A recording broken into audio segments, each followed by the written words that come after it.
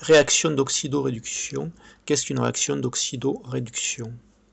Il faut savoir que les espèces chimiques peuvent être classées en deux catégories.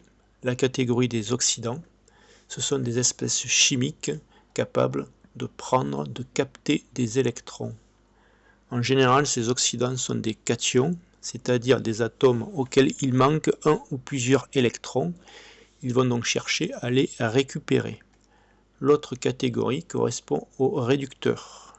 Un réducteur est une espèce chimique susceptible de libérer, de donner des électrons. Une réaction d'oxydoréduction, c'est donc mettre en présence un réducteur avec un oxydant.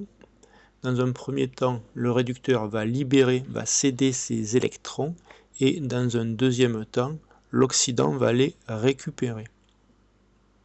Une réaction d'oxydoréduction, c'est donc un transfert d'électrons depuis un réducteur vers un oxydant.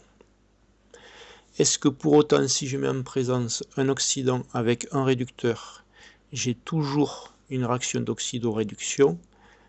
La réponse est non, je n'ai pas toujours une réaction d'oxydoréduction.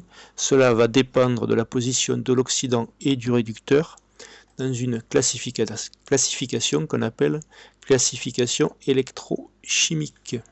Dans la classification électrochimique, chaque élément est représenté par un couple puisque chaque élément possède une forme oxydante et une forme réductrice. Le couple placé tout en haut correspond à l'oxydant le plus fort. AU3+ est ici l'oxydant le plus fort.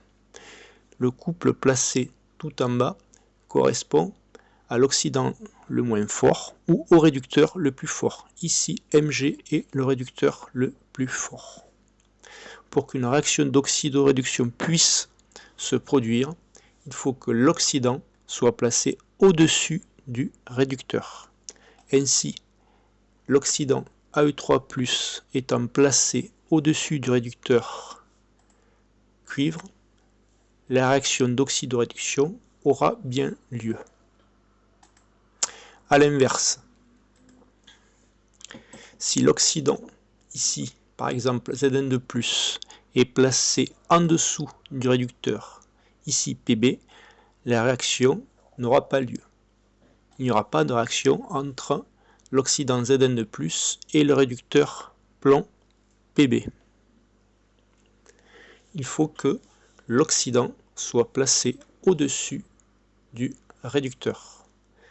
Cette règle est symbolisée par la lettre gamma.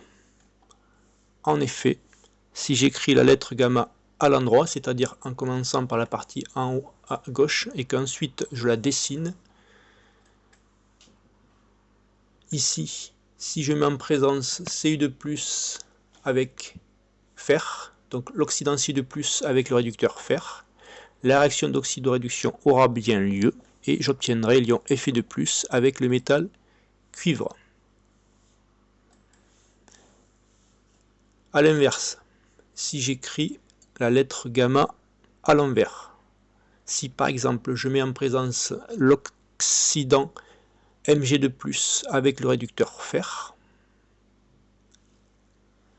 la réaction d'oxydoréduction n'aura pas lieu. Pour que la réaction d'oxydoréduction se produise, il faut que la lettre gamma soit écrite à l'endroit. On peut écrire un gamma de plus grande taille, par exemple, l'oxydant AU3+ réagira bien avec le réducteur Mg, j'aurai bien une réaction d'oxydoréduction et j'obtiendrai l'ion Mg2+ avec du métal or.